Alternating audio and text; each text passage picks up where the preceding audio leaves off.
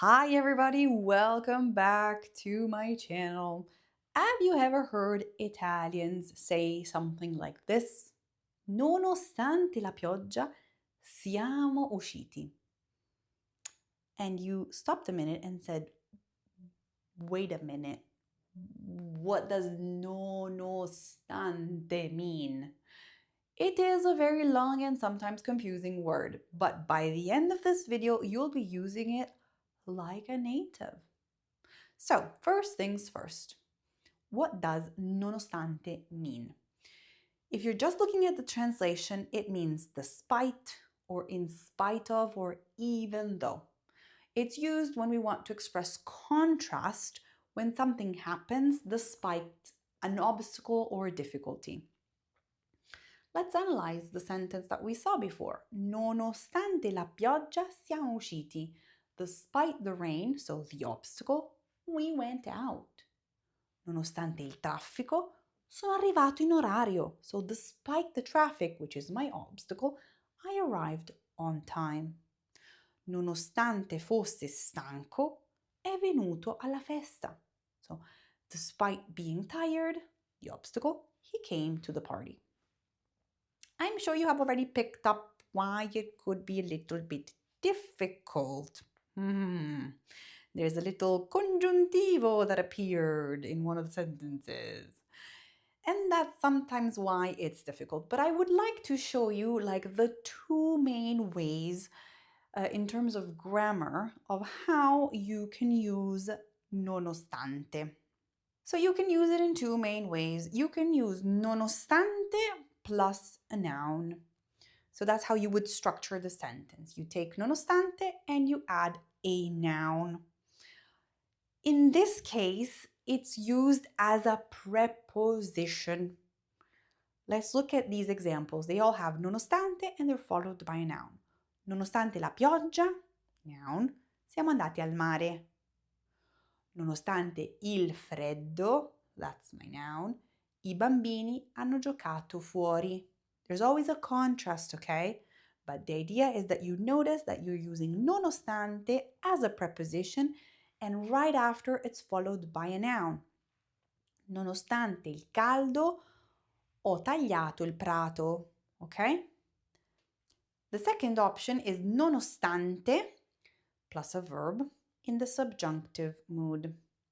And it's a conjunction and it will introduce a concessive clause, meaning that it will connect two ideas that express contrast. Let's look at this example.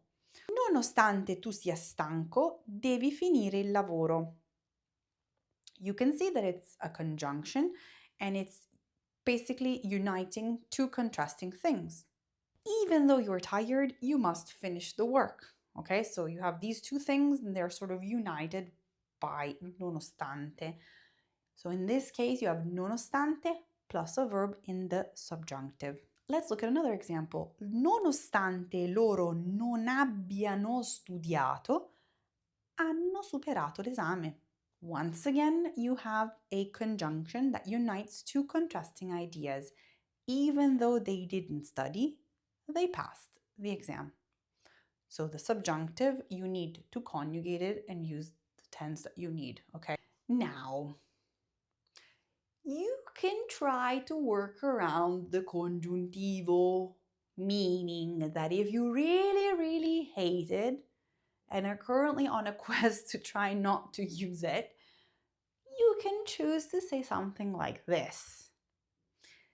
Ieri sera, nonostante la pioggia, sono andata a correre. Ieri sera, nonostante piovesse, sono andata a correre. Now, both sentences have the same meaning. You can decide how you want to use nonostante, but make sure to know the formulas of when you use it with a subjunctive and when with a noun. Okay? So, try to use a subjunctive, please. I think it's good. So here are some alternatives. So instead of using nonostante, I can give you some synonyms also for it.